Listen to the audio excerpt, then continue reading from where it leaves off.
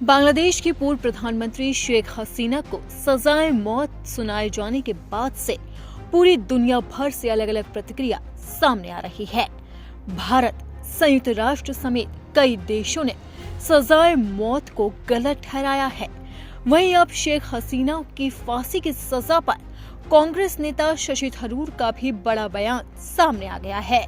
उन्होंने तो इस कदर चिंता जाहिर की कि सीधा बड़ी अदालत में जाने की बात तक कह डाली है। तो शशि थरूर ने क्या कुछ कहा, सबसे पहले ये समझते हैं। शशि थरूर ने कहा कि मैं देश के अंदर या बाहर कहीं भी मौत की सजा में विश्वास नहीं रखता, इसलिए ये फैसला मुझे बहुत दुखी करता है।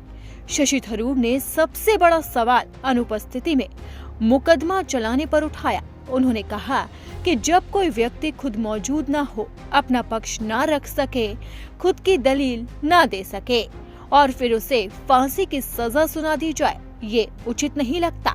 हालांकि शशि थरूर ने अपने बयान में ये भी जोड़ा कि दूसरे देश के न्यायिक मामलों में टिप्पणी करना ठीक नहीं, लेकिन वो इस फैसले को सकारात्मक नहीं मानते हैं।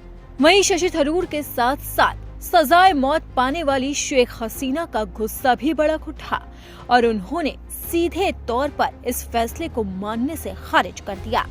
उन्होंने इसे पूरी तरह से पक्षपातपूर्ण और राजनीतिक रूप से प्रेरित बताया।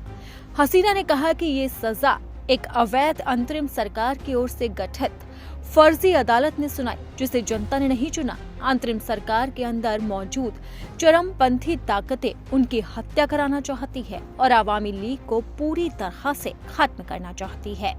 मैं अपने आरोपियों के सामने खड़ा होने से नहीं डरती, बशर्ते मुकदमा निष्पक्ष हो।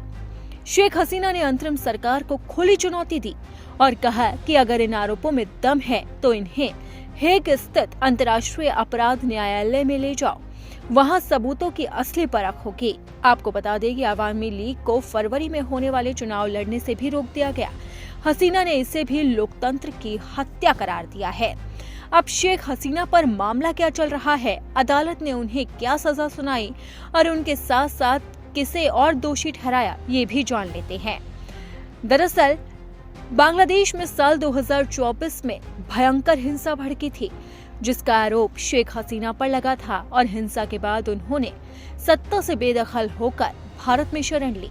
अदालत ने हसीना के साथ उनके पूर्व गृह मंत्री कमाल को भी फांसी की सजा सुनाई। ये फैसला अंतर्राष्ट्रीय अपराध न्यायाधिकरण बांग्लादेश ने सुनाया और इसी फैसले पर अब अलग अलग प्रतिक्रियाएं सामने आ रही है और कांग्रेस नेता शशि थरूर ने भी इस फैसले को चिंताजनक बताया है।